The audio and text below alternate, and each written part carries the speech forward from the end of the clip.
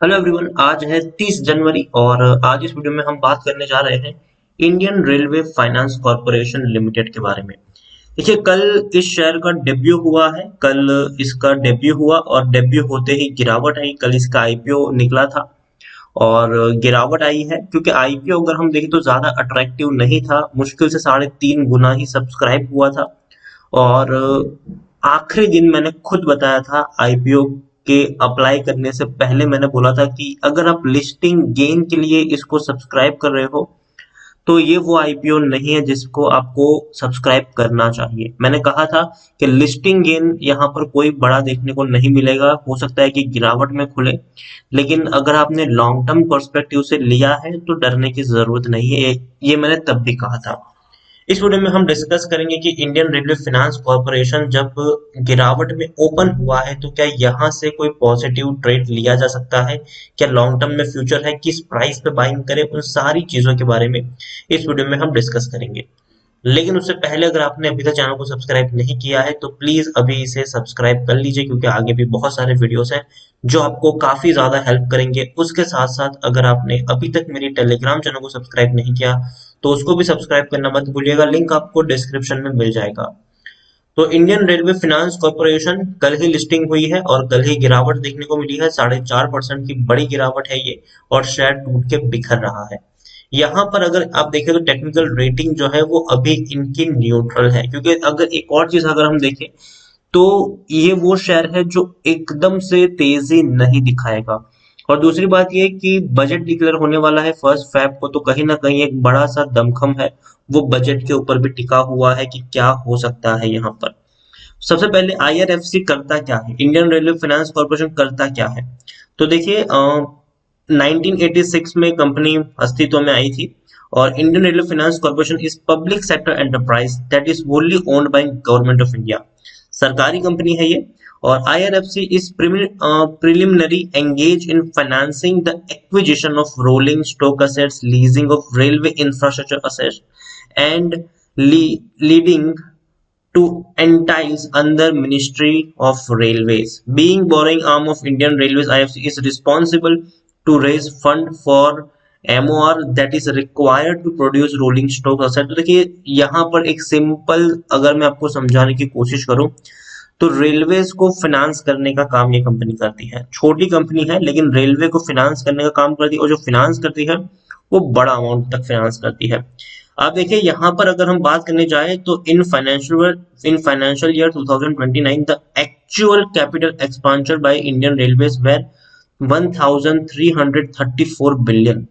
मतलब भैया, रेलवे ने इतना खर्चा किया है उस फाइनेंशियल ईयर में जिसमें आईआरएफसी ने कितना इनको फाइनेंस किया, 525 करोड़ तक, 525 बिलियन रुपीस तक का फाइनेंस किया है। मतलब तकरीबन 40% का जो पैसा है वो आईआरएफसी ने फाइनेंस किया हुआ है। तो कहीं ना कहीं बड़ी बात है ये कि भैया 40% तक का रेलवे का जो एक्सपांड होता है वो ये कंपनी फाइनेंस कर रही है। यहाँ पर देखिए, इनका स्ट्रेटेजिक रोल है इंडियन रेलवे की ग्रोथ में, और हम सब जानते हैं कि रेलवे की ग्रोथ तो होनी ही होनी है। हाल फिलहाल में कोरोना काल में डेफिनेटली इन सेक्टर के ऊपर बड़ा डेंट लगा जरूर है, लेकिन ये टेम्पररी है। डेफिनेटली उसके बाद एक बढ़िया रैली आपको देखने को मिलेगी रेलवे के शेयर्स में, और रेलवे भी बहुत ही फुल फ्लेज में काम करती हुई देखने को मिल जाएगी, इसमें भी कोई शक नहीं है। और इतना ही नहीं, कंपनी के पास असेट्स भी बढ़िया है, रेवेन्यूज भी बढ़िया है और प्रॉफिट भी बढ़िया है। अगेन मैं बता दूं कि ये जो 18,860 आपको नंबर्स देखने को मिल रहा है ये करोड़ में नहीं है, ये मिलियंस में है। ठीक है, करोड़ में नहीं है। तो ये मत सोचना कि भैया 18,000 करोड़ का प्रॉफिट कर रहा है ये, जिन 18,000 करोड़ का ये प्रॉफिट नहीं है, ये प्रॉफिट मिलियन में है, मतलब 1,885 करोड़ के आसपास का है। लेकिन फिर भी प्रॉफिट बड़ा है, छोटा प्रॉफिट नहीं है। इवन आप खुद देखिए कि जितना रेवेन्यूज है प्रॉफिट उसके आसपास ही देखने को मिल रहा है।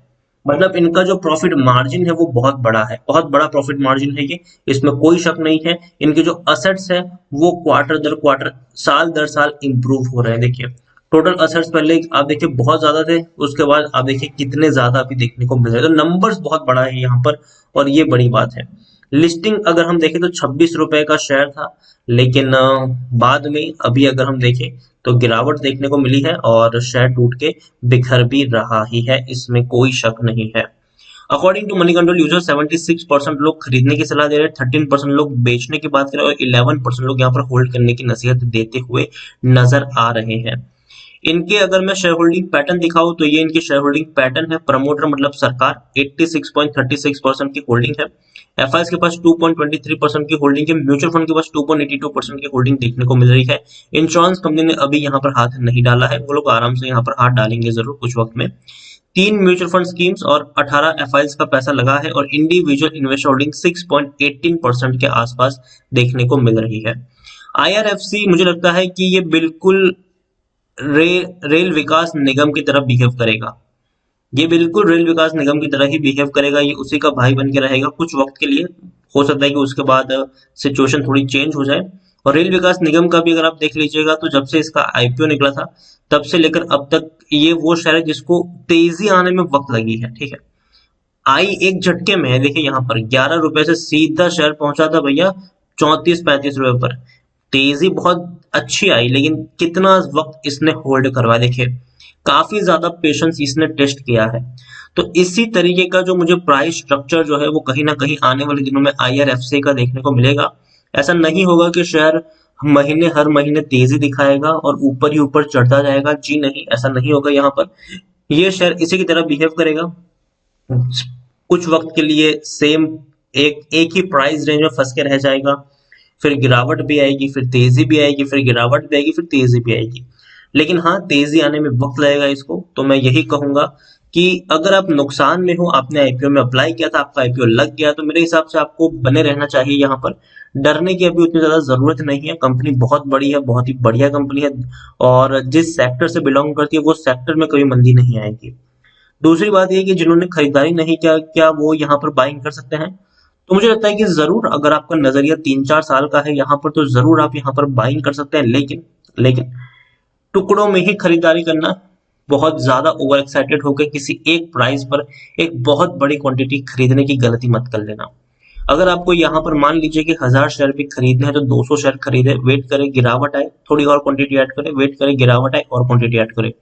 इस तरीके से ही आप यहाँ पर प्ले करिएगा तो डेफिनेटली आपको अच्छा रिटर्न मिलेगा लॉन्ग टर्म में। और अगेन, शॉर्ट टर्म का नजरिया है तो इस शेयर को स्ट्रिक्टली अवॉइड करें।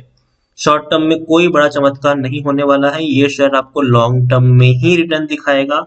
तो शॉर्ट टर्म का अगर आपका नजरिया है तो ये आपके लिए शेयर नहीं है। इसमें तभी एंट्री ले जब आप कम से कम यहाँ पर 2-3 साल का इन्वेस्टमेंट ढूंढ रहे हो। तो 2-3 साल के लिए आप यहाँ पर एंट्री ले सकते हैं। और अगेन, टुकड़ों में ही खरीदारी करिए, किसी एक प्राइस पर एक बहुत बड़ी क्वांटिटी खरीदने की गलती भी मत कर लेना। तो वीडियो को यहीं पे एंड करूंगा। अगर आपको पसंद आया हो तो प्लीज लाइक करें, शेयर करें। चैनल पर अगर पहली बार आए तो प्लीज सब्सक्राइब करें। और इंडियन रेलवे फाइनेंस कॉर्पोरेशन के बारे में आप क्या सोचते हैं वो भी आप मुझे कमेंट में लिखकर बता सकते हैं। Thank you.